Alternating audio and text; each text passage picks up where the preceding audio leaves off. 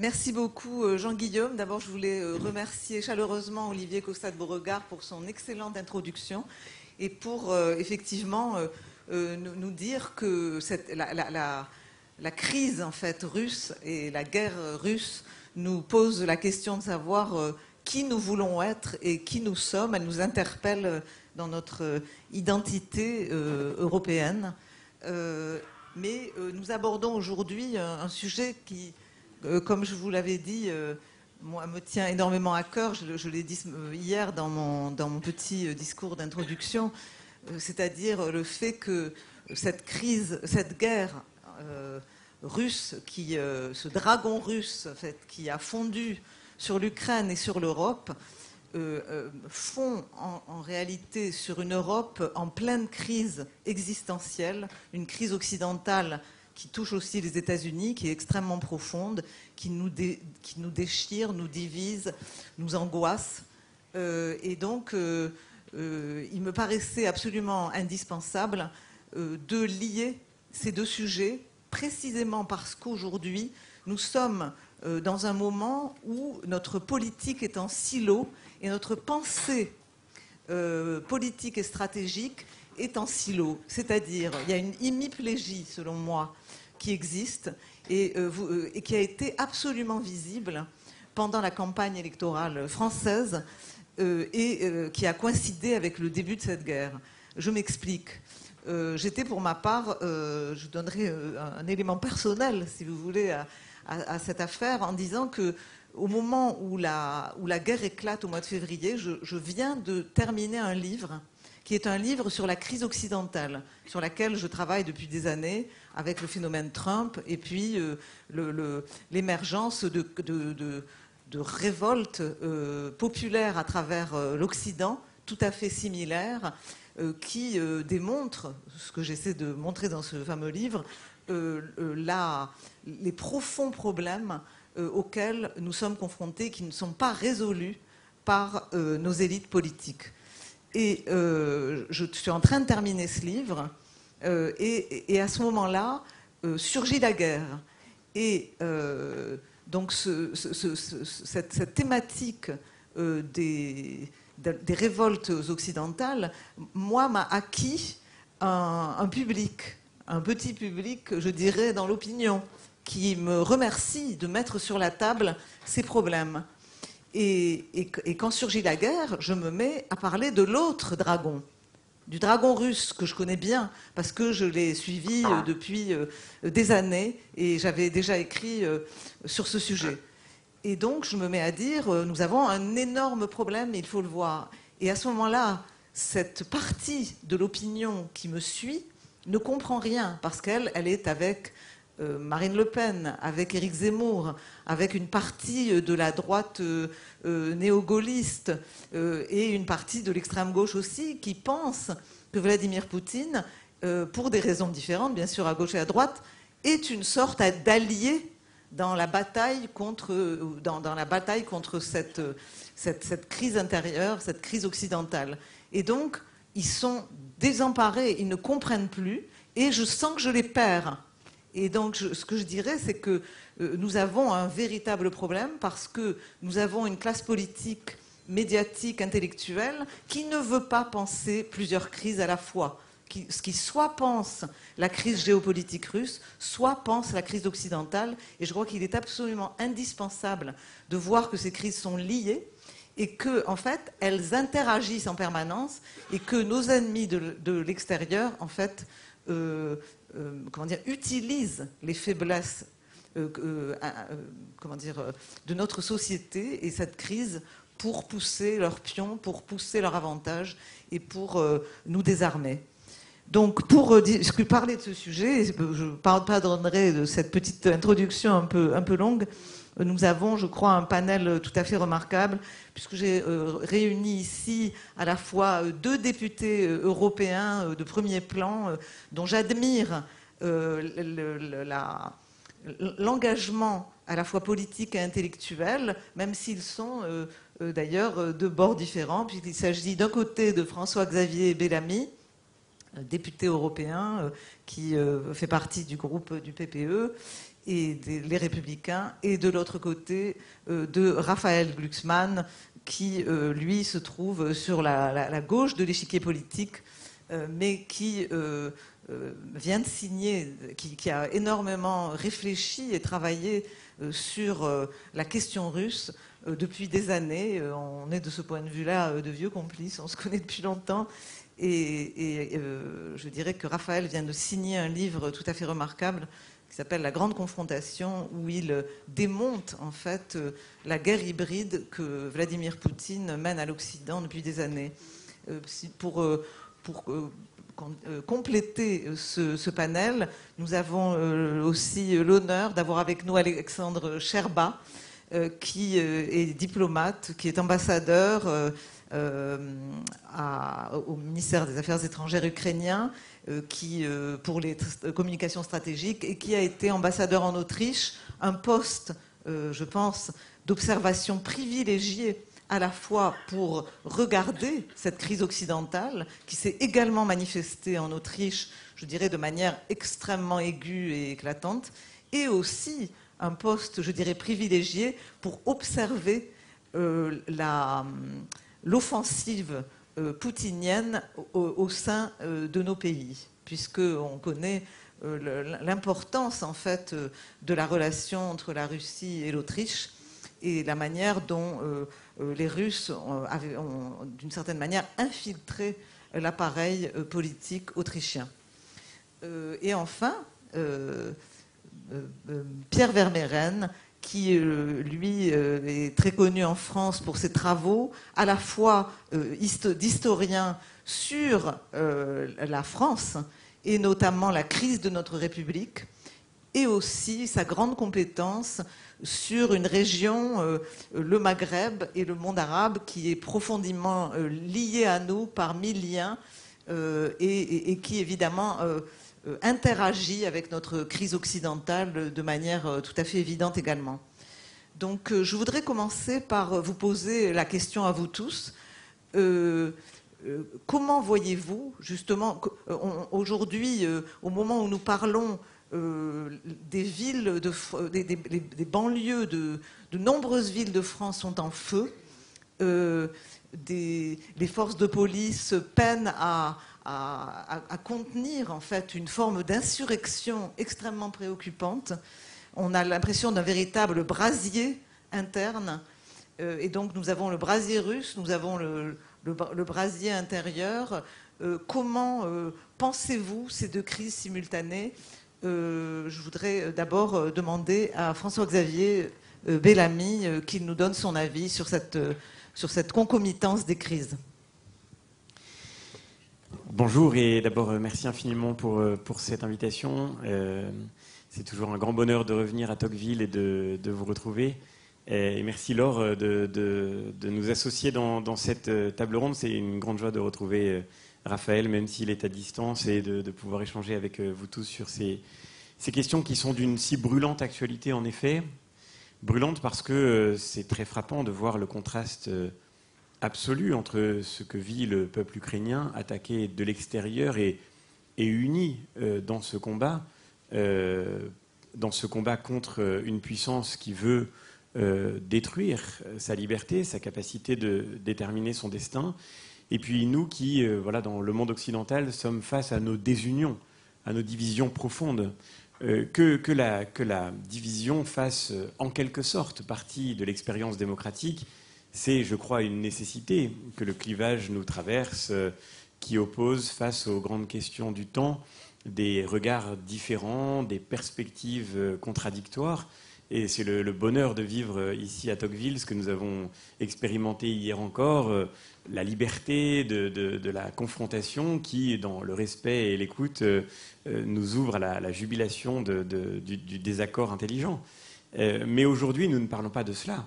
Nous parlons de quelque chose qui, au moment même où un président de la République rêvait de supprimer les clivages, rêvait d'un en même temps qui mettrait fin à la conversation classique qui avait constitué la partition traditionnelle de la vie démocratique française, au moment où on rêvait de la fin des clivages et du en même temps, nous nous trouvons en réalité devant l'expérience la plus radicale qui soit de notre distance abyssale les uns avec les autres. Et la grande question, la question angoissante qui nous est posée, la question qui est posée à nous, Français, aujourd'hui, mais qui se pose aussi aux Européens d'une façon peut-être plus large, c'est la question de savoir ce que nous avons en commun. Qu'est-ce qui nous relie encore? Qu'est-ce qui fait que, quelles que soient mes convictions, mes opinions, mon histoire, je suis certain d'avoir avec tout Français, même celui que je ne connais pas, quelque chose qui nous relie? Qu'est-ce qui fait que nous nous sentons liés, Européens, au-delà de tous les désaccords? Et je vois d'une certaine manière aussi le fossé qui se creuse entre, par exemple, l'Europe de l'Ouest et puis l'Europe centrale et orientale, ou certains pays de l'Europe centrale et orientale, un fossé qui se creuse aussi entre des démocraties qui ne se reconnaissent plus même dans leurs conditions d'exercice. Et nous touchons là à quelque chose de plus en plus profond. C'est maintenant presque le système nerveux de l'Union européenne qui semble parfois atteint lorsque, et je ne conteste pas que ce débat ait lieu, mais c'est un fait qu'il est sur la table, on en vient à se demander si un État membre va assumer la présidence tournante du Conseil de l'Union européenne, s'il est en mesure de le faire. C'est qu'en fait, on est tout près d'une rupture qu'on n'aurait pas imaginée. On avait craint le Brexit, c'est-à-dire le fait qu'un peuple veuille quitter l'Union européenne, mais nous voyons ici des États membres qui sont en train de réfléchir à la question de savoir s'ils vont devoir s'exclure de l'Union européenne. Et donc la grande question qui se pose à nous aujourd'hui, c'est la question de savoir ce qui nous lie, ce qui nous relie. Et je crois que cette question-là, nous ne pourrons pas y échapper. Et c'est vrai que d'une certaine manière, la guerre que l'Ukraine doit mener contre Vladimir Poutine, contre la Russie, cette guerre-là nous ramène peut-être aussi à nos propres inconséquences et à cette expérience si marquante de nos divisions profondes. C'est en tous les cas pour moi le sujet majeur qui est devant nous. Et me semble-t-il, même si ce serait très prétentieux d'apporter une réponse à cette question, mais je crois que l'indice reste à chercher du côté d'une culture, du côté d'une civilisation commune que nous avons renoncé à transmettre. C'est pour ma part, je crois, la clé majeure de lecture de ce qui se passe aujourd'hui dans les banlieues françaises. Le sujet est bien sûr dans l'immédiat sécuritaire, mais au-delà de la dimension sécuritaire, il y a d'abord la crise de l'école, il y a d'abord la crise de l'éducation, plus encore même, je le crois, que la question migratoire. Il y a d'abord le fait, et cela, pour ma part, cela fait des années que j'essaye d'alerter sur ce sujet, il y a le fait que nous n'avons pas su, que nous n'avons pas voulu transmettre à tous les enfants qui grandissent dans ce pays, à tous les enfants de ce pays, une culture commune, des repères communs, et d'abord une langue commune. Et je crois que ce qui se passe aujourd'hui dans beaucoup de quartiers de France est d'abord lié à l'effondrement de la langue, à l'effondrement de la possibilité d'une conversation rationnelle. Parce que pour qu'il y ait démocratie, il faut qu'il y ait dialogue, et pour qu'il y ait dialogue, dialogos, il faut qu'il y ait des raisons qui communiquent entre elles. Et il me semble que s'il doit y avoir une réponse à chercher, pour la France comme pour l'Europe, elle se trouve probablement dans le fait de renouer avec cette culture qui est le seul ferment possible d'unité, avec cette civilisation que nous avons en partage et que, d'une certaine manière, à sa façon, l'Ukraine est en train de défendre dans son combat pour la liberté.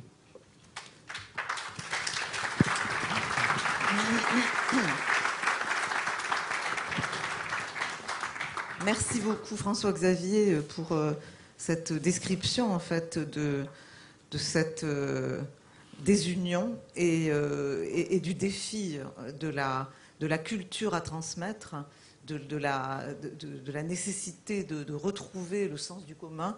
Je voulais me tourner vers Raphaël Glucksmann et lui demander s'il n'y a pas eu finalement un double aveuglement, une double faillite, l'aveuglement face à ce danger russe qui montait, que nous n'avons pas voulu voir, que nous avons laissé rentrer dans nos maisons, mais aussi l'aveuglement de n'avoir pas vu que nous étions confrontés à l'intérieur à un problème absolument majeur qu'il fallait résoudre. Cher Laure, j'espère que tu m'entends. Oui, tout à fait bien. On est ravis de t'avoir avec nous.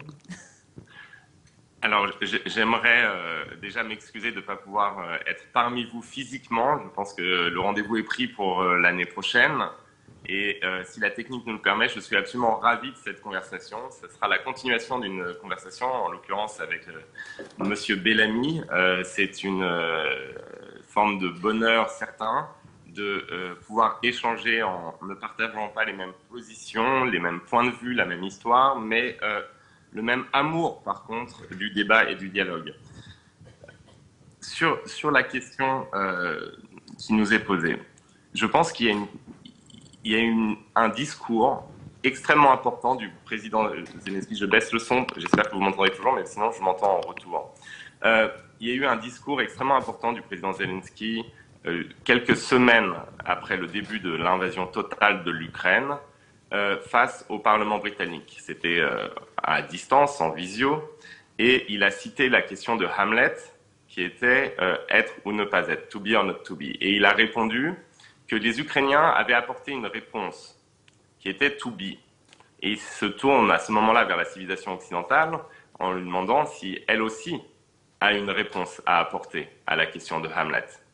Et je pense que nous sommes face à cette question, que la guerre que nous n'avons pas voulu voir venir, que la guerre que nous n'avons pas voulu, si vous voulez, analyser, comprendre, noter pendant des années avant le 24 février 2022, nous pose cette question.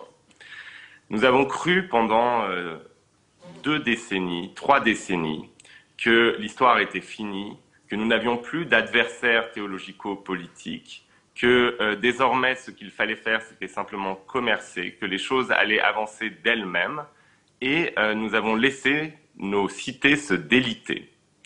C'est un philosophe ultranationaliste très important dans le dispositif idéologique poutinien, M. Dugin, qui, dès les années 90, à la chute de l'URSS, avait écrit un texte absolument fascinant. Et je n'ai pas pour habitude de citer en exemple des ultranationalistes russes, évidemment, mais un texte absolument fascinant qui disait « Les démocraties occidentales ont perdu le jour de leur triomphe ». Et ce qu'il voulait dire par là, et ce qu'il expliquait, c'est que, n'ayant plus d'adversaires, elles allaient se vivre comme étant aussi naturelles que l'air qu'on respire, et qu'à partir de ce moment-là, n'étant plus un projet idéologique, eh bien, elles commenceraient à s'effondrer de l'intérieur. Et c'est la vraie question, parce que je suis entièrement d'accord. On a, avec François Xavier, on a abandonné l'idée d'un récit commun, l'idée d'une forme de dialogue sur ce qu'on est et qui est censé produire finalement une base commune qui est culturelle à la civilisation européenne, mais on a aussi abandonné l'idée de se vivre comme un projet, pas simplement comme un héritage, mais comme un projet. Quel est le sens idéologique de la démocratie européenne? Quel projet politique pour l'Europe? Et cela nous a transformés, si vous voulez, en démocrates par inertie, par habitude, par confort. On a cessé de se vivre démocrate par projection, par passion, par conviction, par engagement. Et cette déchéance de l'engagement public a entraîné une perte fondamentale. J'ai entendu le discours introductif qui était excellent sur la liberté, mais il y a une autre perte fondamentale, c'est la notion de courage. Et la notion de courage, c'est le citoyen qui dépasse l'individu et qui peut entraîner l'individu à sacrifier à la fois ses intérêts et même, dans le cas de l'Ukraine, sa vie. Et la notion de courage, elle est constitutive de nos cités. C'était la base même de la citoyenneté athénienne et c'est quelque chose qu'on a perdu, mais pas simplement dans la sphère politique. Je pense que dans l'ensemble de la sphère sociale. Et ce que nous réapprennent les Ukrainiens, c'est justement cette notion de courage, cette capacité qu'a un peuple à décider très rapidement de placer au-dessus des intérêts individuels multipliés l'intérêt collectif, l'intérêt général, c'est-à-dire la survie de la nation. Et c'est pour ça que je pense que ce n'est pas simplement une immense opportunité pour l'Ukraine d'intégrer l'Union européenne, mais je pense que c'est une immense opportunité pour l'Union européenne d'intégrer les Ukrainiens, parce qu'ils nous renverront une image que nous n'avons plus l'habitude de voir de nous-mêmes. Nous avons perdu, je pense, la capacité à dire et à aimer ce qu'on est, et les Ukrainiens, si vous voulez, nous rappellent que nous sommes aimables, que les démocraties européennes sont aimables, que la civilisation européenne veut dire quelque chose, qu'on peut concilier liberté et puissance, que Europe ne rime pas nécessairement avec faiblesse, que État de droit eh bien, ne rime pas nécessairement avec apathie. Et ça, c'est quelque chose qui peut nous sauver. Et je crois profondément à ce vers de Hölderlin qui m'accompagne depuis la plus tendre adolescence. Là où croit le péril, croit aussi ce qui sauve. Parce que nous n'avons pas voulu voir pendant toutes ces années qu'il y avait des périls, justement, qui nous menaçaient, des menaces qui étaient plus que conjoncturelles, qui étaient structurelles à la fois intérieures et extérieures, eh bien, nous avons cessé de chercher ce qui pouvait en nous-mêmes nous sauver. Et je crois que c'est un moment vraiment de bascule historique et que nous pouvons nous sauver à travers l'aide que nous apportons à l'Ukraine et que c'est donc pas simplement une aide de solidarité vis-à-vis d'un peuple qui résiste pour sa propre liberté, mais c'est une aide que nous devons à nous-mêmes. Merci beaucoup, Raphaël.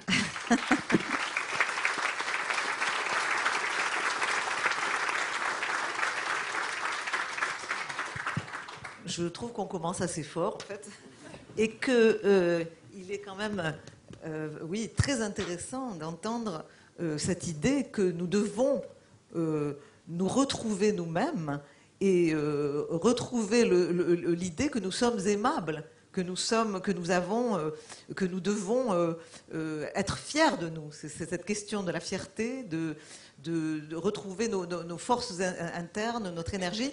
Et je vais me tourner tout de suite vers Pierre Vermeyren, puisqu'il me semble qu'une des questions majeures auxquelles les démocraties, enfin nos pays sont confrontés, c'est que précisément, en interne, nous avons été mangés par une culpabilité dont on peut discuter de savoir si elle est jusqu'à quel point elle est justifiée par un sentiment de culpabilité qui nous a empêchés, qui nous a paralysés justement dans la défense de nos nations et de nos démocraties. Et donc je veux me tourner vers Pierre Vermeyren et lui demander si nous avons en nous la capacité à rebondir dans cette crise interne que vous voyez, Pierre, comme on en a discuté avant-hier, disons, du point de vue du peuple, puisque c'est le radar que vous observez de manière privilégiée. Merci pour votre invitation à cette conversation. Merci Laure pour ces questions et merci aux députés européens avec lesquels je ne prétends pas rivaliser. Mais effectivement, beaucoup de questions ont été posées. Je suis évidemment d'accord avec cette idée que la question du commun dans une démocratie et la question du peuple et la question de l'école et de l'éducation sont au cœur de la construction démocratique et républicaine, en ce qui nous concerne en France. Et cette question du peuple, on a vu que lorsque la guerre a éclaté en Ukraine, c'était au début de la campagne présidentielle, le peuple français, dans son ensemble, a été saisi par la brutalité russe qu'il a redécouverte, saisi par la cruauté des scènes et des images qui ont été diffusées, et aussi, bien sûr, dans l'imaginaire des Français, une guerre d'invasion, c'est quelque chose de très significatif. Au XXe siècle, c'est quelque chose que les Français... Je crois que Paris a été envahi 4 fois depuis la Révolution et occupé, donc c'est quelque chose que l'on connaît. Cette crise, le peuple français s'est montré solidaire à sa mesure. Il a accueilli à peu près 100 000 Ukrainiens, ce qui n'est pas beaucoup, bien sûr, par rapport aux pays de l'Est. Mais c'est aussi on ne lui a pas demandé d'accueillir beaucoup plus d'Ukrainiens, manifestement, puisqu'il préférait se réfugier dans les pays de la proximité. Mais l'offre était grande. Et la réception et la solidarité étaient fortes. Ça a eu certains inconvénients, c'est que la campagne électorale en France n'a pas eu lieu, qu'il n'y a pas eu de débat sur nos questions de société, sur les questions économiques, sur les questions européennes. Il n'y a pas eu de débat. Ce n'est pas la première fois, mais ça n'avait jamais atteint cette intensité. Et ça a nourri et approfondi la crise démocratique, puisque le taux de participation, les électeurs contestataires ont fait qu'à la fin, peu ou prou, le président de la République a été élu par à peu près un quart ou un gros quart des Français et que le Parlement n'a pas été élu en sa faveur dans les mois qui ont suivi.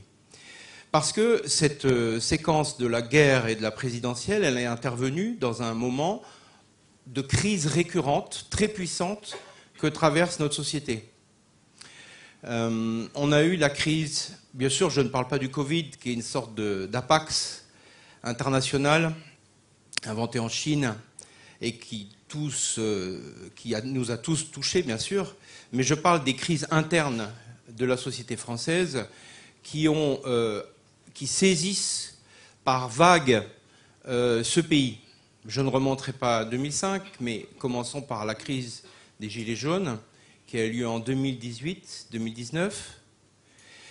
Puis, on l'a vu cette année à nouveau, une crise sociale très violente qui a eu lieu cet hiver, dit à propos du mouvement des retraites.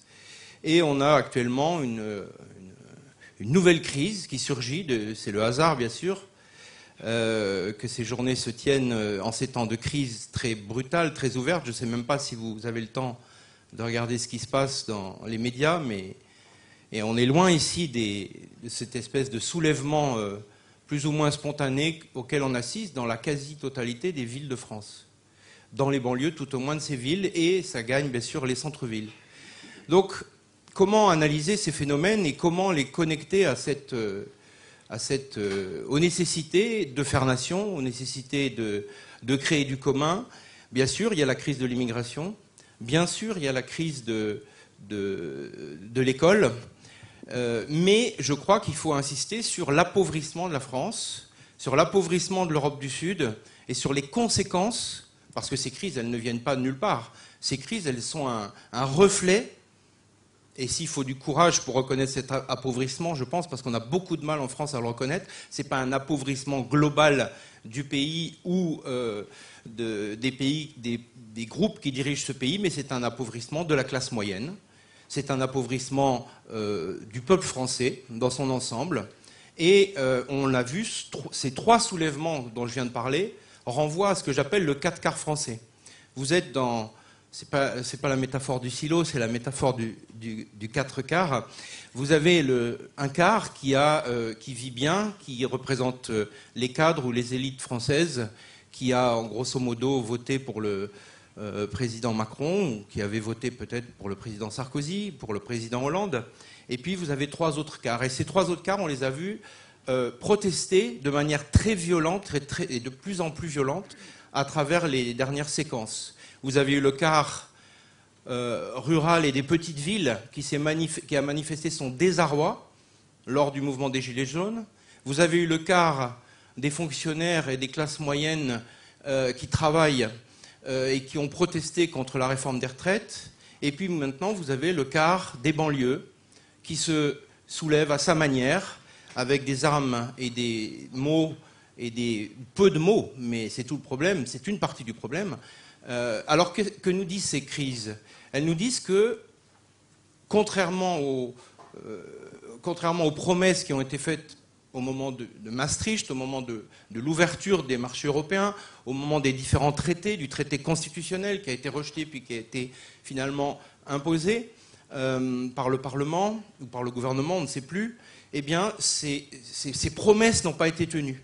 Et l'affaissement économique, l'affaissement productif de la France, qui est invisibilisé grâce à un endettement qui, je crois, hier a atteint 3 000 milliards d'euros pour la partie visible, eh bien, ces promesses non tenues, cette réalité d'un affaissement économique interdit aux Français d'aller plus loin dans leur soutien à l'Ukraine.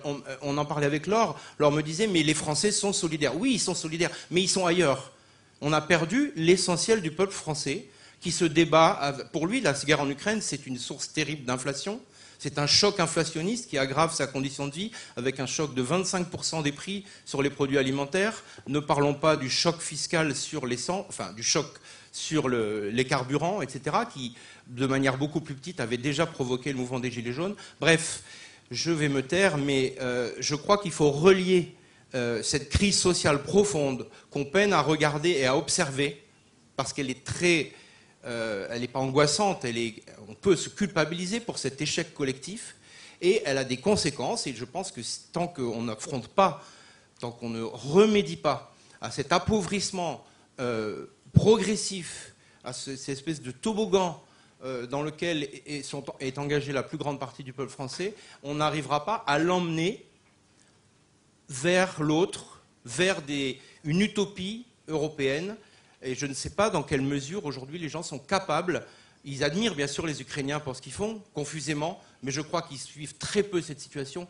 Je rappelle toujours que les radios d'information ou les médias ou les grands médias dans lesquels on a la chance d'écrire sont lus par une petite élite de retraités aisés, et que l'immensité du peuple aujourd'hui est complètement coupée de ce type d'information qui nous émeut et qui nous fait vibrer. Merci Pierre.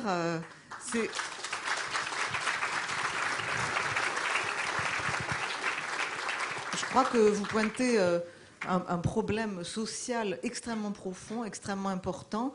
Et c'est vrai que quand on a discuté, vous avez été jusqu'à dire que cet affaissement d'une large partie de la société française sur le plan social faisait que cette partie de la société n'avait plus les moyens de se conduire en citoyen, qu'elle dépendait, que 60% en fait des Français dépendaient pour survivre des aides de l'État.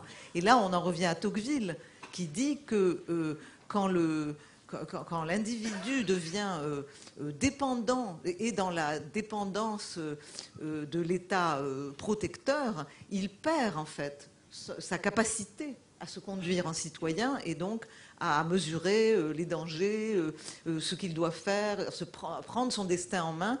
Et donc là, on est face à quelque chose de très important. Et je voulais me tourner vers Oleksandr Scherba et lui demander comment, lui, il voit cette rencontre entre notre crise occidentale et la guerre qui a fait irruption en Europe et en Ukraine. Thank you, Laure. Let me begin by thanking you for reaching out to me a number of months ago and inviting me to this intellectual feast. Let me thank the Tocqueville family that you have us as guests in your home. It's just immensely gratifying just to see you, how you look at each other, how you treat each other, how you treat us. There is so much love in this home. And it's just for me to be here, to wake up to the sound of birds and not the sound of, air raid sirens every morning. It's just, and wear a tie. I would never think that I would miss this. About the inside. I have this Twitter obsession. So the first thing I do every morning, I go on Twitter and look up what's happening in the world.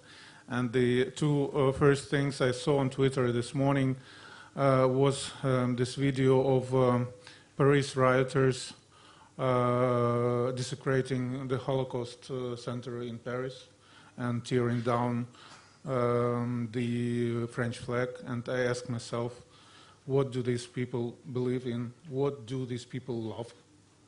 And I don't know. I have no answer to that. I don't know France good enough. And the second video was of a Ukrainian 2-year-old boy standing and listening to Ukrainian anthem. And he is big enough to stand, but not big enough to talk and sing. So he sings with his face, he sings with his hands. Just look it up on my Twitter. It's just immensely moving. And I think, indeed, Europe in its grandeur and this wonderful reality of love and success maybe has lost something along the way. And maybe Ukraine, in her despair, in her, this existential fight, can help Europe find what Europe has lost, namely raison d'être, remembering that freedom is a perishable commodity, that freedom is worth fighting for. Of course, you mentioned that I was ambassador in Austria for a long time, and if I learned something in those years is this: if you want to be fooled, you will be fooled, and if you want to live in a reality, comfy reality of pink clouds, you will live in the reality of comfy or pink clouds. But I do hope that this terrible barbaric war has brought Europe back to earth and to realize the value of what you have, but also the true threats that surround Europe. I think Putin's system is the worst thing that happened to Europe in the last 78 years. Putin is a tumor that grew, among other things, on Europe's sins, on Europe's gullibility, on Europe's greed, on Europe's fear,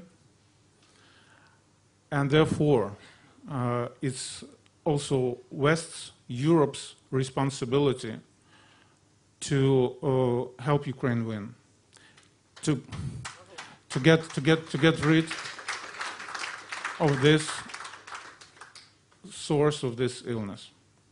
And I'm very happy to see that after the war broke out, the European leaders finally woke up and realized their responsibility, and they are rising to their challenge, to this challenge. My concern is that it should be happening in a more timely manner than it has been happening so far. This tumor didn't spread and didn't kill Europe as fast as it was planned by Putin, for one reason, because Ukraine had immunity to it. For 2 decades of him staying in power, Putin could buy, fool, intimidate whoever he met on his way, including Western leaders, including a big part of Western societies. He could buy, fool, intimidate everybody, aside from one thing he coveted the most: Ukraine. The country that was labeled the most corrupt in the world couldn't be corrupted, couldn't be bought or intimidated. And that's why in February 2022 he chose and embarked on this path of this barbaric invasion. He was confident that the West would play along at some point, that the West would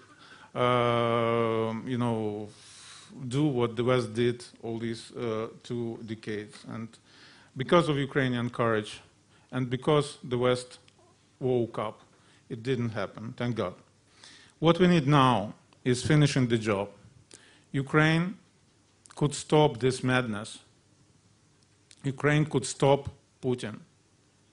And let me remind you, just a year and a half ago, this power was speaking in terms of ultimatums with Europe and demanding that NATO should go to the pre-1997 borders. So imagine what would have been if Ukraine had fallen within 15 days as they were planning. For that to happen, for really, stopping this madness and stopping this illness, Ukraine's victory has to be undeniable and clear. And for that to happen, the West needs to rethink its manner, how it has been treating Ukraine so far, so how it has been giving Ukraine weapons so far. I call it a 3-step foxtrot. First step: no, we can't do it, we won't give it to you because it would be escalation. Second, well, maybe we will do it. And third, why didn't we do it a long time ago? Ukraine is paying for this with the lives of our best people. It's not thugs to hire, it's not mercenaries, it's people who believe in Ukraine and people who believe in Europe. Therefore, these are also the best Europeans that Europe is losing. Please don't only feel our pain, realize it's also you are losing the energy, the love for this continent and for this idea. And to those who claim we stop giving Ukraine weapons and Ukraine will be forced to give up on her land and her people under occupation, let me assure you, let me use the words of my friend and my boss, Foreign Minister of Ukraine, Dmytro Kuleba, who said, if you don't give us weapons, we will fight with spades. We will not give up on freedom, and so you cannot afford giving up on us. The blueprint, by the way, for Ukrainian victory is there. It's President Zelensky's peace formula. Please look it up. It's all there. What we need and how we need to establish Ukrainian victory. The attempted coup in Russia showed that Russia, today's Russia, is nothing but a big Potemkin village, propped up by three things. Lots and lots of weapons, including those weapons that we gave up in 1994 in exchange for Western security guarantees. Second, propaganda that brainwashes people. And third, the willingness, the eagerness of many people, Russian and not Russian, to be fooled. This is what I referred in the beginning. But we saw that Russia is a country where anybody can take Rostov and nobody would care. So please understand that this is the chance right now to really solve this problem if you support Ukraine strongly and timely enough. And the last thing, before this war broke out, Europe was dispirited and filled with self-doubt. I think Ukraine did a great deal of, reminding Europe of what it stands for and what is worth fighting and living for and dying for. When the war is won, when Ukrainian sovereignty is restored, when Russian madness is finally over, then a lot will depend, of course, on whether Ukraine is a success story or yet another failure. And one thing you have to understand about Ukraine. Ukraine has this immense humility. We understand our sins, and we have this immense desire to be better as a nation. The problem of Ukraine is that the people have outgrown their elite. Not the elite is leading and opening new chances. The people are leading and opening, and elite very often is wasting the chances that people are opening. But after the war is over, the sacrifice that Ukraine had and made in this war will be so enormous that the threshold of tolerance for corruption, for all Ukrainian sins, will be very, very, well, the society will not tolerate what it used to tolerate before this war. So Ukraine will do what it has to do after our victory. But the West also has to do what has to be done, which is to do an extraordinary thing, a thing that was never done before, but it needs to be done now in these extraordinary circumstances. Open a clear path for Ukraine's membership in EU and NATO. This is the thing that needs to be done now, and if you do it, well, believe me, you won't regret, because we are not after your agriculture subsidies. We are not after your money. We are hardworking people who are after recognition, after a clear path to success, and we see and we understand that European idea is this path to success. We want to embark on it. Thank you. Wow.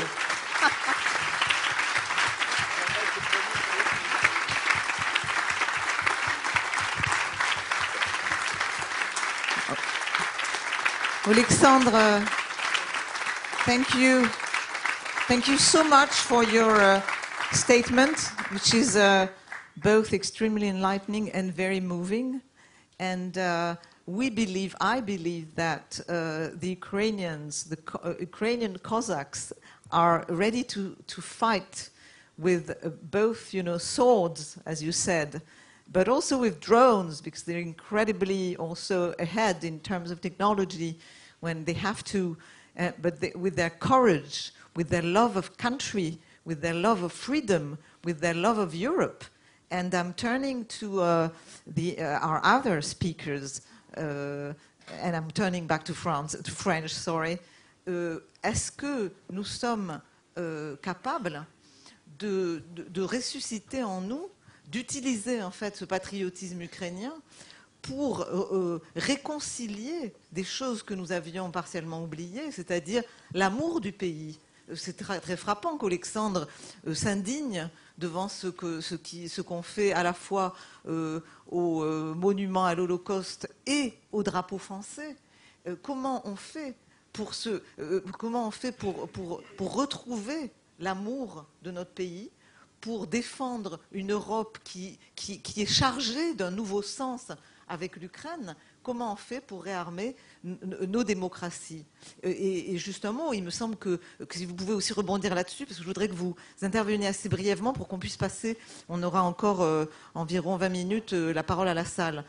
Ce qu'on voit, c'est que Poutine a joué sur 2 révoltes. Il s'est présenté, c'est assez extraordinaire, comme l'homme qui pouvait être le leader de la révolte, ce qu'on appelle populiste, j'aime pas du tout ce mot d'ailleurs, de la révolte du peuple, des peuples européens voulant récupérer leur nation, récupérer leur culture, et leur disait « Je suis votre leader, je suis votre champion, venez à moi ».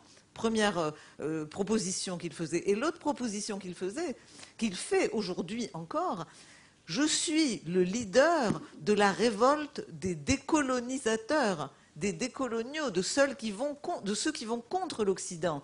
Sud global, minorité, peuple insurgé contre l'Occident, venez à moi et je vais vous défendre contre cet Occident décadent et qui veut tous nous opprimer, qui veut nous donner des leçons. Et donc comment on répond sur ces 2 fronts? François-Xavier.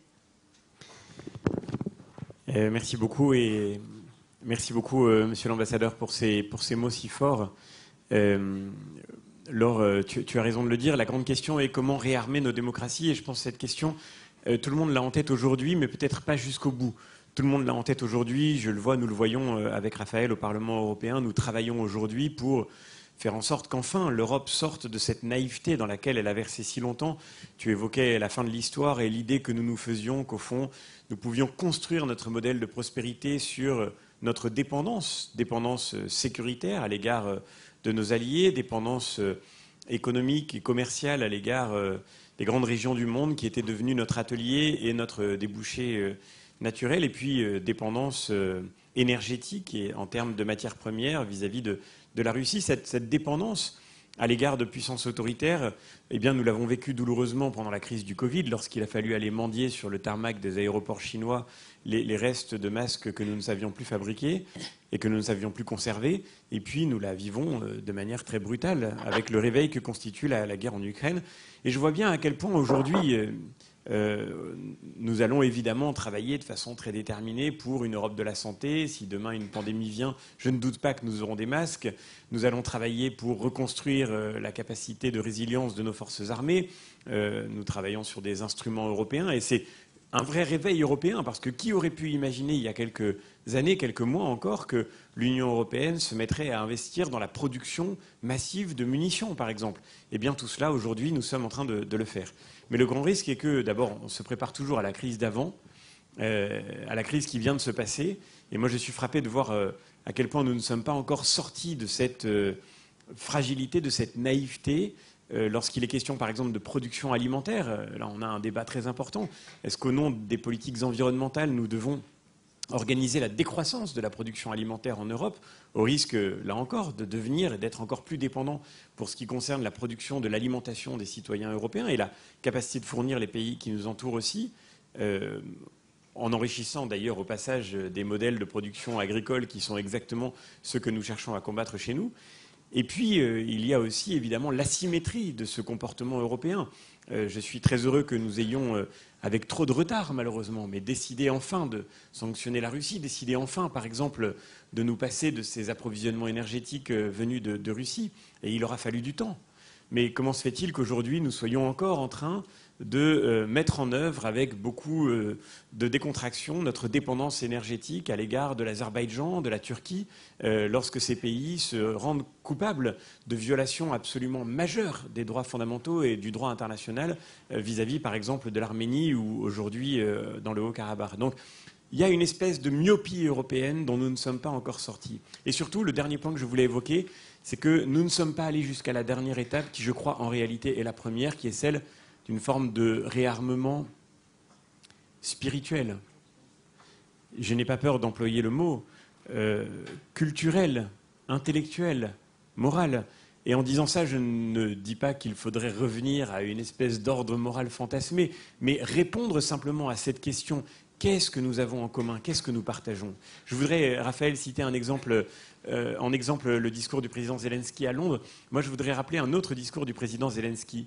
Au tout début du mandat européen, il y a eu une polémique à peu près gigantesque à l'échelle des institutions européennes. Dans la petite bulle, ça n'est pas beaucoup paru en dehors, mais c'était quand même, dans le sismographe européen, une secousse assez importante lorsque le commissaire européen Margaritis Schinas a pris comme titre pour son portefeuille commissaire à la protection du mode de vie européen. À ce moment-là, on a entendu beaucoup de nos collègues, notamment de la gauche, s'émouvoir de ce que nous assistions à une forme de régression identitaire. Comment ça? Protéger le mode de vie européen? Mais c'est scandaleux. C'est affirmer qu'il y a, d'une certaine façon, une identité européenne à défendre. On se souvient d'ailleurs que la France avait été au premier rang, la droite française à l'époque, pour empêcher que les racines de l'Europe ne soient inscrites dans un projet de constitution européenne. On se souvient aussi que nous avons élu un président de la République qui nous a dit à plusieurs reprises dans sa campagne qu'il n'y a pas de culture française. Eh bien, exactement de la même façon, il fallait absolument combattre l'idée qu'il y aurait un mode de vie européen à protéger. Et le compromis tout à fait bruxellois qui a fini par être trouvé, c'est qu'on a fini par appeler son portefeuille « Promotion du mode de vie européen ». C'était déjà sulfureux, mais enfin, c'était passable et ça s'est terminé comme ça. Quand le président Zelensky est venu au Parlement européen il y a quelques semaines, il a fait un discours tout entier concentré sur le fait, comme vous venez de nous le rappeler à l'instant, que si l'Ukraine combattait, c'est qu'elle combattait d'abord pour le mode de vie européen et qu'elle était en train de protéger le mode de vie européen. Eh bien, je crois que l'Ukraine nous rappelle aujourd'hui que nous ne pouvons pas construire une cité, comme Raphaël le disait, si nous n'avons pas ensemble en commun le sens de ce qui nous unit, que nous ne pouvons pas, comme vous l'avez dit en français dans le texte, nous ne pouvons pas vivre ensemble sans une raison d'être. Il ne s'agit pas seulement de vivre ensemble comme une juxtaposition d'individus qui devraient trouver les moyens de leur coexistence pacifique. Il s'agit de savoir ce qui nous lie, ce qui nous engage et nous oblige ensemble. Et ça, c'est toujours d'abord une culture. Et moi, je suis frappé, évidemment, de cette image d'émeutiers qui brûlent le drapeau français, comme je suis frappé de voir d'ailleurs l'asymétrie du traitement qui est réservé aux symboles qui sont attaqués aujourd'hui. Lorsque ces émeutiers attaquent des bibliothèques, des écoles. J'étais hier matin dans une école tout près de chez moi qui a été brûlée. Je peux vous dire, ça vous retourne le cœur, je le dis comme professeur, de voir une école en cendres. Et dans cette école en cendres, des livres brûlés, des papiers, des extraits de ces livres. J'ai tenu dans ma main, en fouillant avec le maire dans les décombres, trouver ce petit parchemin calciné sur lequel était écrit « Babebi Bobu ». Et ça m'a retourné le cœur. C'est de ça que nous parlons aujourd'hui. Quand les émeutiers attaquent une bibliothèque, ils brûlent cette bibliothèque, comme on l'a vu à Marseille. En revanche, quand ils attaquent Nike ou Apple ou Zara, là, curieusement, il n'y a pas d'incendie. La question est qu'est-ce qui nous relie? Qu'est-ce que nous brûlons aujourd'hui? Et je ne dis pas cela pour rejeter la faute seulement sur une partie de la société. Je pense que c'est nous qui avons organisé pendant les dernières décennies cette crise de la transmission, cette crise éducative, qui n'était que le symptôme de notre culpabilité, tu le disais Laure, qui n'était que le symptôme de notre incapacité à dire que oui, nous avons une culture qui mérite d'être partagée, que oui, nous avons une civilisation qui mérite d'être transmise et que oui, ce n'est que sur ce fondement que nous pourrons reconstruire si nous sommes capables de le protéger à nouveau et d'assumer de le protéger. Ce n'est que sur ce fondement que nous pourrons retrouver un avenir commun. Et l'Ukraine nous réveille aujourd'hui à cette nécessité, encore une fois. Merci, merci François-Xavier. Passe tout de suite, sans commentaire, parce qu'on a le temps tourne à toute vitesse, la parole pour une réaction sur cette question de qu'est-ce qui nous unit et faut-il défendre le mode de vie européen et comment finalement on sort de l'opposition entre nation et union, comment on fait la synthèse pour défendre en fait notre civilisation et ne pas aller vers la décivilisation que décrit François-Xavier quand il parle de nos écoles et manuels brûlés. Raphaël, ensuite Pierre. Très vite, assez vite si vous pouvez, pour qu'on puisse passer la parole ensuite à la salle. J'ai été frappé en allant en Ukraine après l'invasion totale de voir la nature des débats à la Douma. Et la nature des débats, c'était aussi des questions qui nous divisent. Par exemple, sur l'extension du mariage aux couples homosexuels. C'est-à-dire qu'il y a, oui, il y a une civilisation, il y a aussi une culture de l'état de droit, du débat, si vous voulez, de cet ensemble de règles qui sont remises en cause précisément par ceux qui prétendent aujourd'hui défendre l'identité européenne contre Bruxelles, contre les normes, contre les évolutions du débat public. Donc moi, je suis absolument pas hostile à l'idée d'un mode de vie, mais ce mode de vie, il intègre précisément les questions aussi d'état de droit, qui sont remises en cause par les apologues de la civilisation européenne. Moi, ce qui m'a marqué en tant que président de la commission spéciale du Parlement européen sur les ingérences étrangères depuis 3 ans maintenant, c'est à quel point aussi les patriotes autoproclamés qui ont prétendu défendre la civilisation européenne se sont quasiment tous, à travers l'Europe, rangés derrière un tyran étranger dont les intérêts et les principes étaient fondamentalement hostiles à ceux de nos nations et de la construction européenne. Que ce soit le Rassemblement national, le FPO en Autriche, la Lega en Italie ou l'AfD en Allemagne, ce sont des gens qui prétendent défendre la culture européenne et qui se retrouvent, mais pantins, manipulés, payés par le principal aujourd'hui adversaire géopolitique et philosophique de l'Union européenne et de nos nations démocratiques. Et donc, ce que je veux dire, c'est qu'il y a là un immense défi qui ne pourra pas être résolu simplement par l'exaltation d'une civilisation européenne. Il faut mêler ça à la question de la démocratie, de l'état de droit, des principes politiques qui doivent nous guider. Pour revenir à ce qui avait été mentionné avant, le problème, oui, il y a la nécessité d'un effort à long terme. Le problème de la parole politique est extrêmement important. Parce que ce sentiment de solidarité qui a traversé l'Europe de Tallinn à Lisbonne n'a pas été suffisamment cultivé par le pouvoir politique.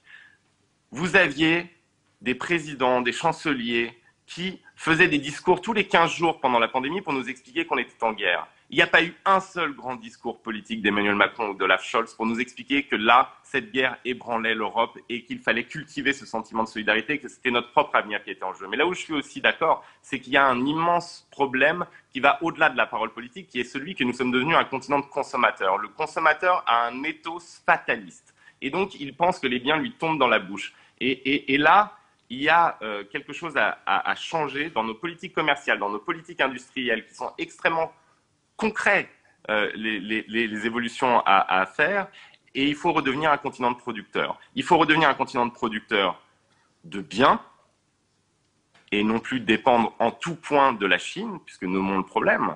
Aujourd'hui, au Parlement européen, quand nous votons des subventions pour les énergies renouvelables, en réalité, et qui sont parfaitement nécessaires, ce sont des subventions à l'appareil productif chinois. Pourquoi? Parce que nous avons laissé ratiboiser les producteurs européens de panneaux photovoltaïques à cause de politiques commerciales complètement idiotes qui faisaient du libre-échange une sorte de religion et qui ne voyaient pas que la concurrence chinoise était profondément déloyale et vendait à prix cassé pour détruire notre système productif. Nous avons vécu comme des consommateurs aussi de sécurité. Il faut redevenir producteur de notre propre sécurité. Moi, je suis convaincu qu'il faut être allié aux États-Unis sur la question ukrainienne, totalement allié avec les Américains.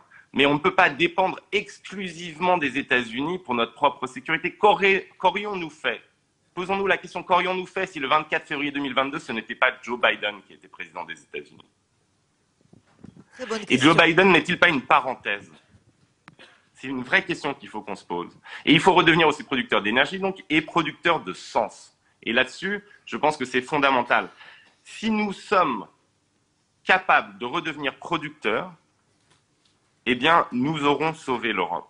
Mais nous ne pourrons pas, avec des discours généraux, sauver ce qui est devenu une terre passive. Il faut redevenir acteur de notre propre destin.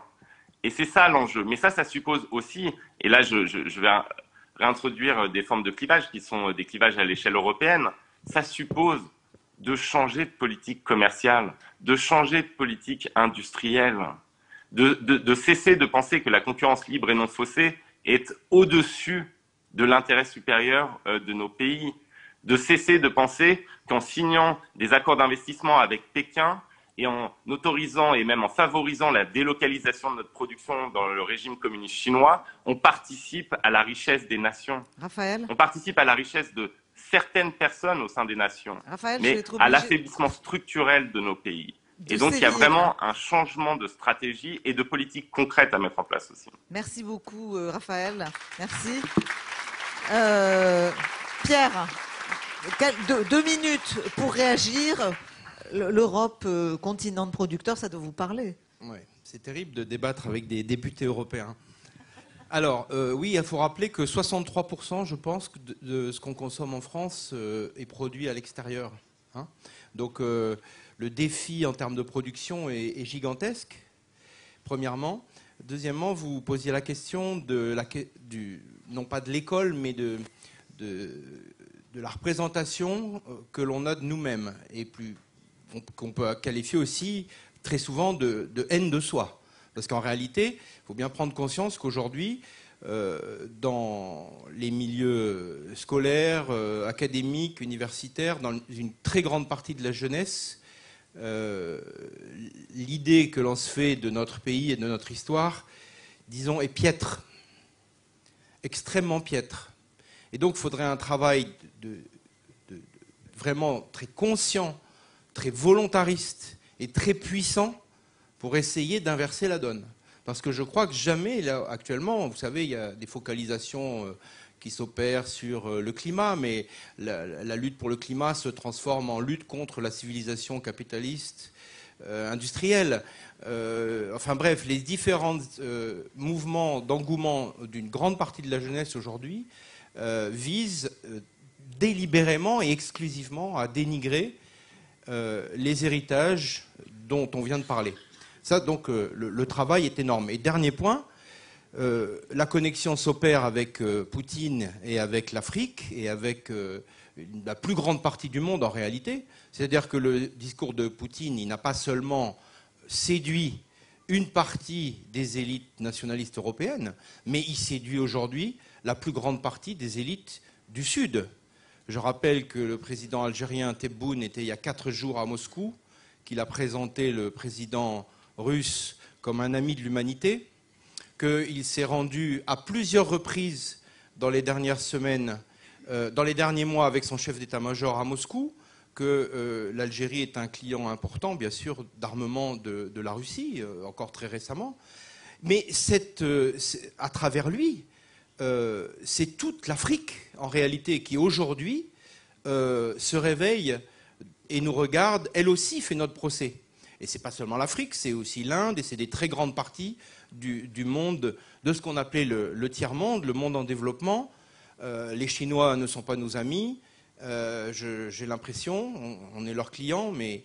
et donc, si vous voulez, en Afrique, ça prend une dimension très particulière pour la France, parce que les millions de jeunes gens qui vont rentrer en vacances cette année ou l'année prochaine en Algérie, au Maroc, en Tunisie, en Afrique de l'Ouest, ils vont être imbibés de ces discours hostiles à la France et admiratifs de Poutine, parce que c'est lui. On a eu dans le passé Saddam Hussein, on a eu beaucoup de chefs d'État arabes qui ont tenu tête au tiers-monde. On a l'Iran, on a le Hezbollah, on a beaucoup d'organisations armés qui qui se sont battus contre l'Occident et qui ont suscité des admirations successives. Et aujourd'hui, c'est Poutine qui est admiré pour sa force et pour le fait d'engager le fer contre l'Occident. Et ça a un écho de résonance très puissant dans la majorité des pays du monde. Il faut juste le savoir et le redire. Tout à fait, je pense que c'est absolument juste. Je voudrais passer la parole à la salle. Donc on pourrait avoir 10 minutes. Oui, bon, on me dit 5 minutes. Donc je vois Pavel Fischer qui lève la main et Constantin Sigov. On va essayer, si peut-être que vous pourriez regrouper les questions et après chacun répond. Philippe Manière. Donc, on commence par Attends, Laurent, Pavel. petite pression. Monsieur Glucksmann doit partir dans 5 minutes, mais on peut faire 10 minutes de questions. On ferait 10 minutes de questions, formidable. Voilà. Donc, Raphaël, tu seras le premier à répondre. Donc, on va regrouper les questions pour que Raphaël puisse regrouper ses réponses.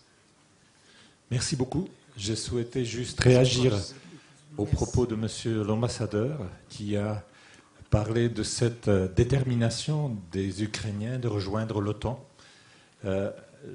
Si vous relisez la déclaration chino-russe du 4 février de l'année dernière, les deux grandes puissances disent non au futur élargissement de l'OTAN.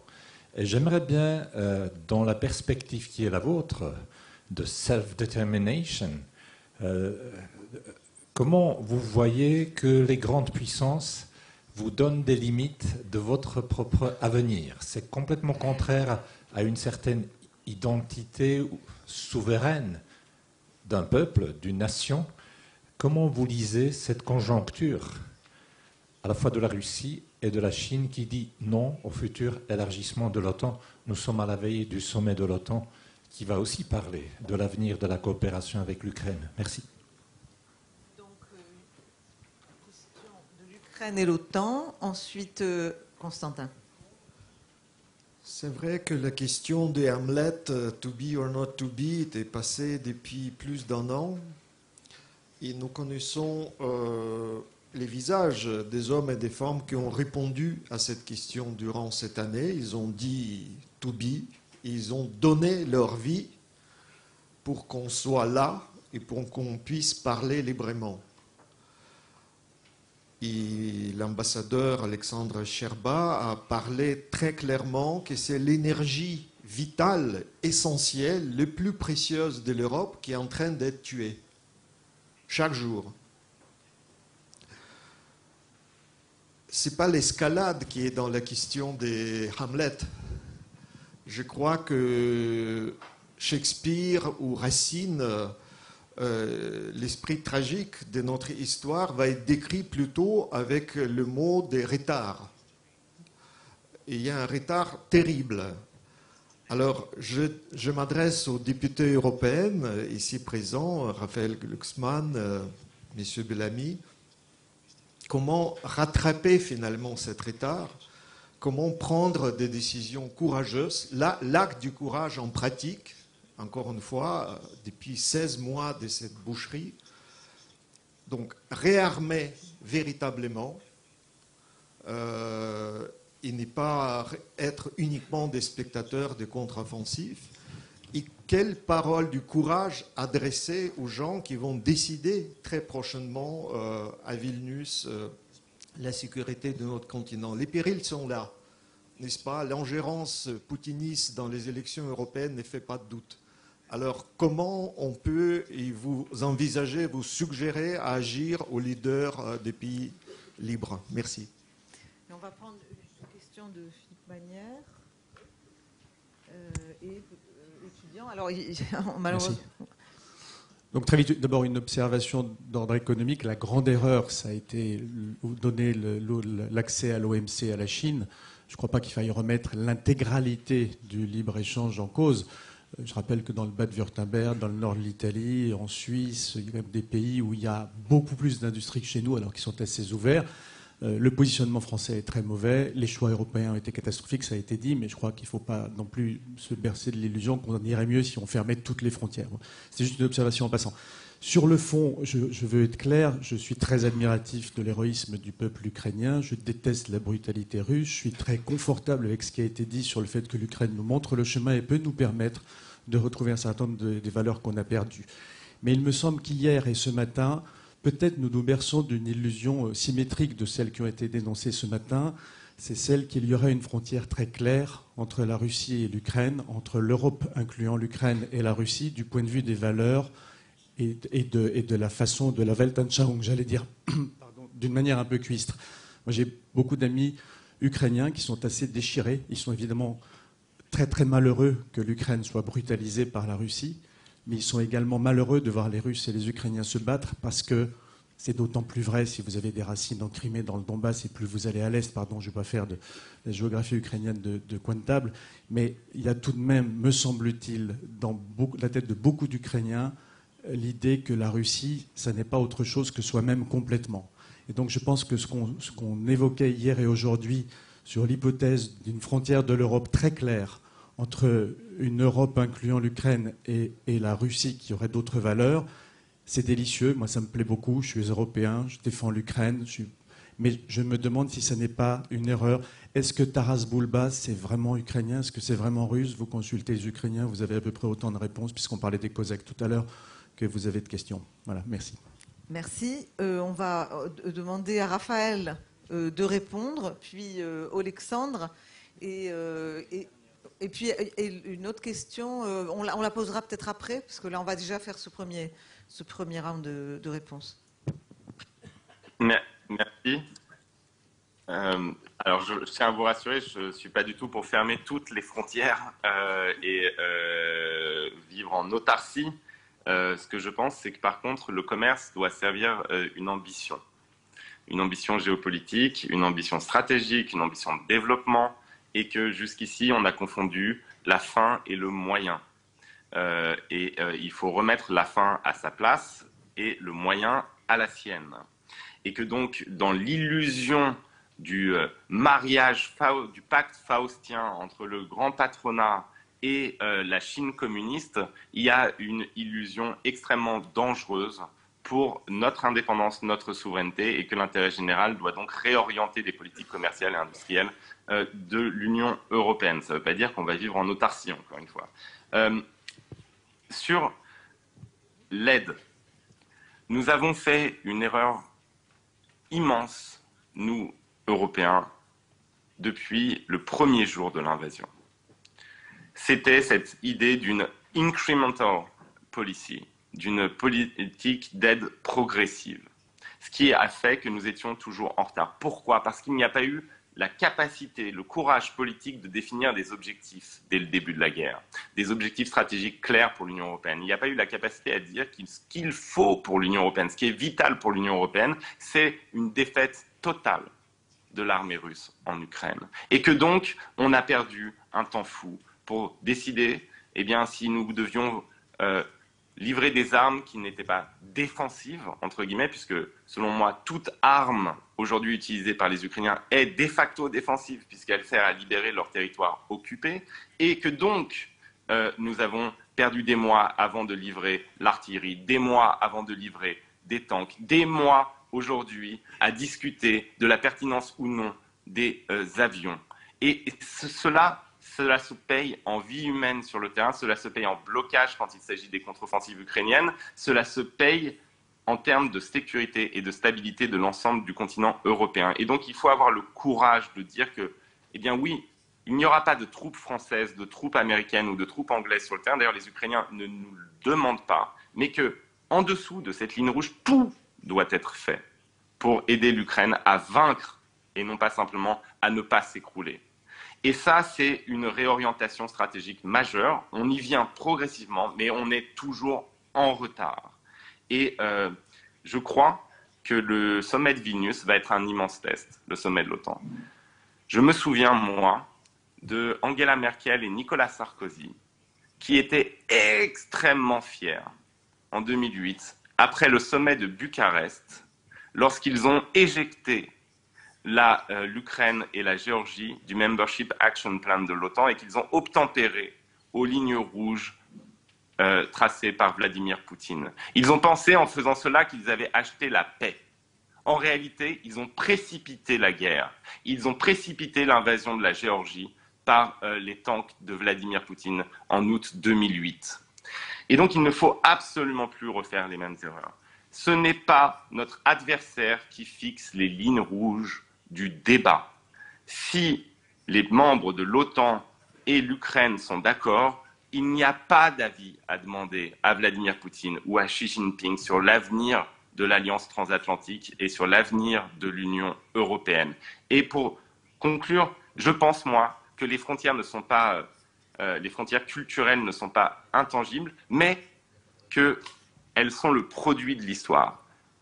Bien sûr qu'il y a des liens extrêmement forts entre l'Ukraine et la Russie, mais là, il y a deux trajectoires complètement, diamétralement opposées.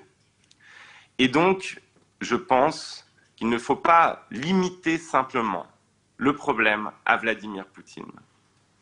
La société russe a été nourrie à la guerre et à la haine depuis plus de 20 ans.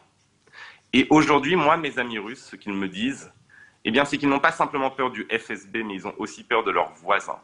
Et donc, il y a la conscience qu'on doit avoir que même si Poutine tombe, on sera confronté à un problème extrêmement durable et qu'il ne faudra pas faire les mêmes erreurs qu'on a faites après 1989 et 1991, c'est-à-dire quand on a refusé de juger les crimes du KGB, qu'on a refusé de démanteler les structures criminelles qui ont gangréné et massacré pendant des décennies au nom du soviétisme, et cette fois-ci, réellement imposer une révolution structurelle en Russie avant qu'on puisse parler de dialogue avec l'Union européenne. Parce que cet impérialisme n'est pas que le produit d'un homme, c'est le produit d'un système et qui s'est littéralement métastasé dans la société russe. Et donc on a là deux peuples qui ont un ethos extrêmement différent aujourd'hui et c'est pour ça qu'on peut tracer une frontière contrairement à ce qui a été dit. Merci beaucoup Raphaël, merci d'avoir été avec nous. Je vais donner la parole, je ne sais pas combien de temps on peut encore déborder, Thibaut, je ne sais pas où est Thibaut, mais donc je vais passer la parole à Alexandre Sherba, puis très rapidement aux deux autres intervenants. Je ne sais pas si on va avoir encore le temps d'une dernière question de nos amis étudiants. Alexandre. Too bad that Mr. Glucksmann is not there anymore. I just wanted to say that I agree with everything that he said, but he quoted Alexander Dugin as some kind of an authority. Alexander Dugin is a Russian fascist who publicly said that modern Ukrainians are a race of degenerates who deserve a genocide. So in this intellectual audience, please mark this name, Alexander Dugin. He's not a philosopher, he's not an authority, he is intellectual scum, which unfortunately there is a lot of them in Russia right now. About Ukraine's NATO ambition, you know, I was considered in diplomatic service as someone who is soft on Russia. My picture of Russia was Tchaikovsky, Tolstoy, and last time I was in Russia it was 1993, so I had this, you know, very theoretic love for many things Russian that dates back to my childhood.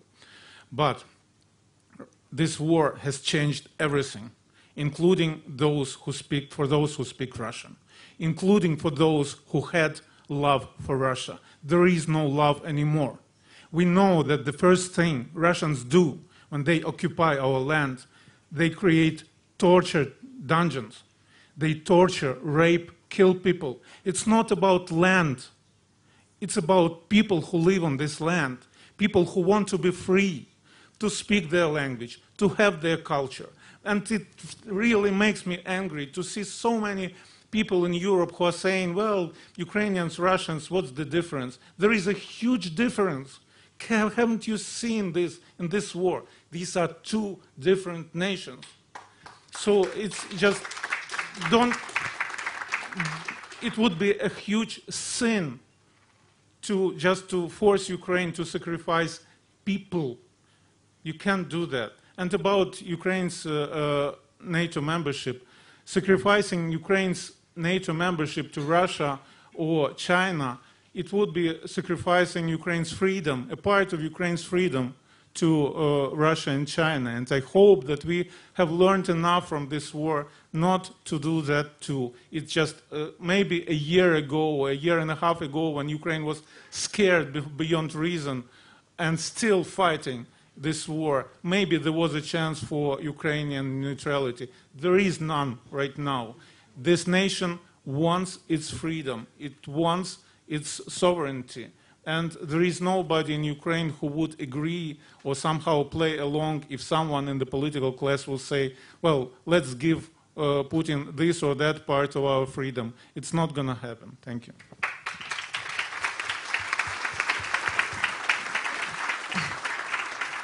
Thank you so much, Mr. Ambassador.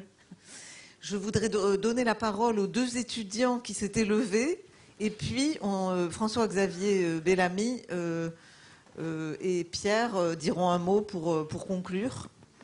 Donc, allez, vos questions. Thank you very much. Question for the Ambassador Sherpa, but it's not close for the other panelists. How your government sees China as a peace mediator, as a financing partner for reconstruction, and how do you differentiate between China and the European Union in the ending of the war? I'm notably thinking of the 10-point peace plan of President Xi. Thank you very much.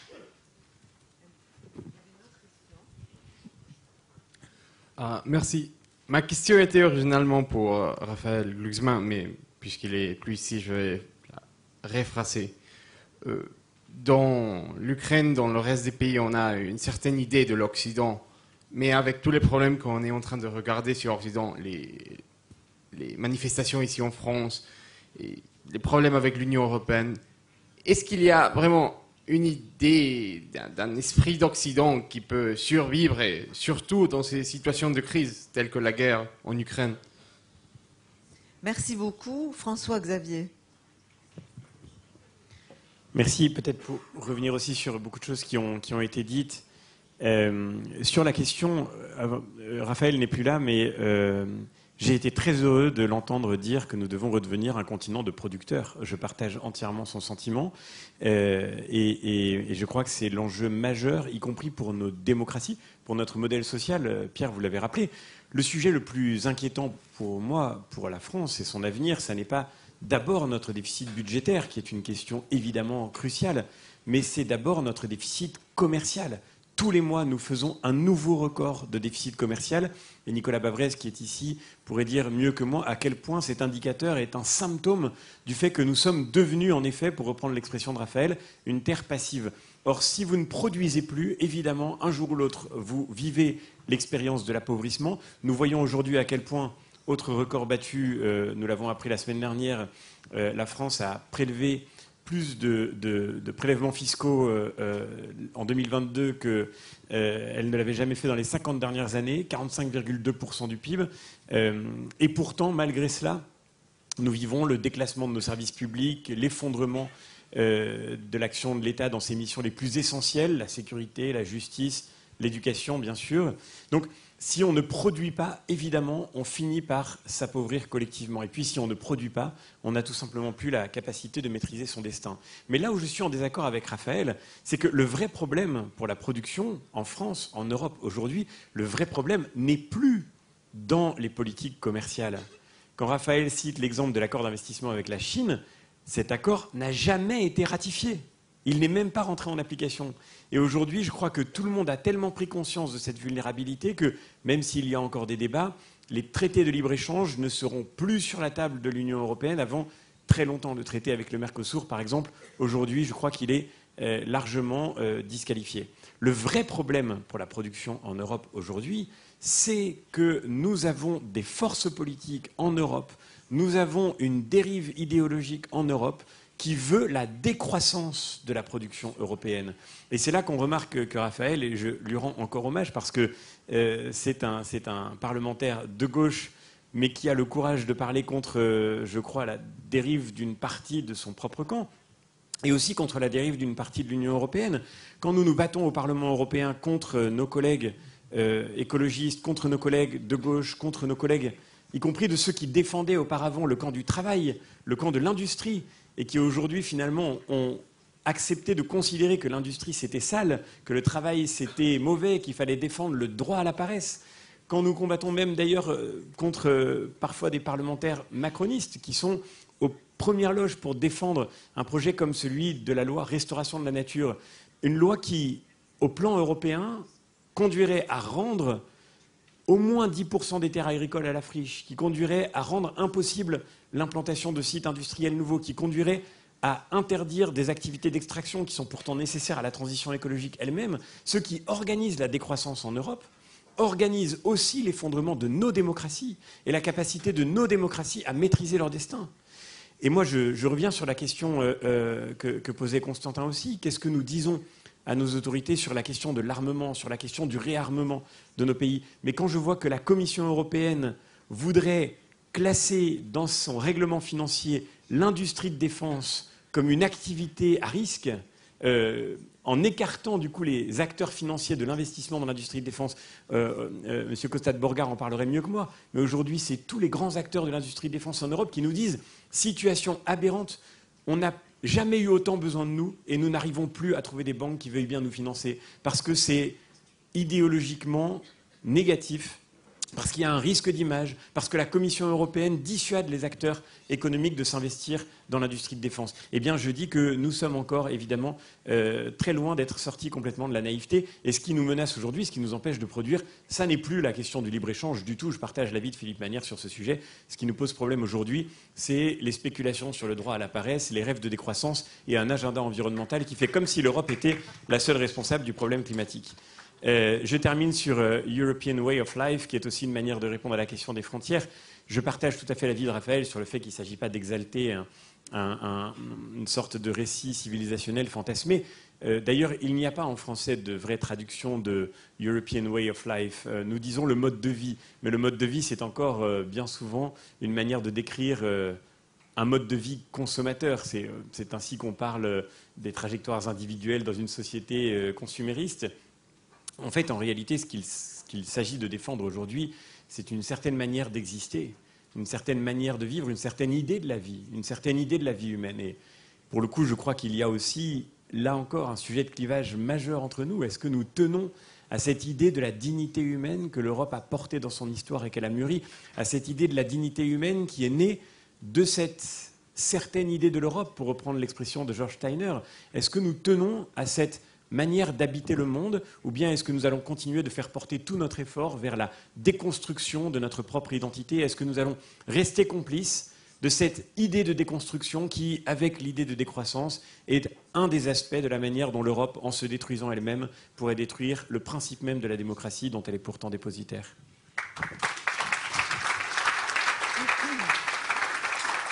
Pierre, merci beaucoup.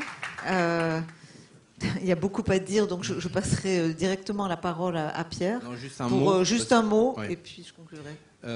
C'est très intéressant qu'on ait oublié l'Allemagne. Parce qu'avant la crise en Ukraine, elle apparaissait comme le maître du jeu européen. Et aujourd'hui, on n'a pas prononcé son nom. Elle est pourtant à l'intersection de tous les problèmes dont on a parlé.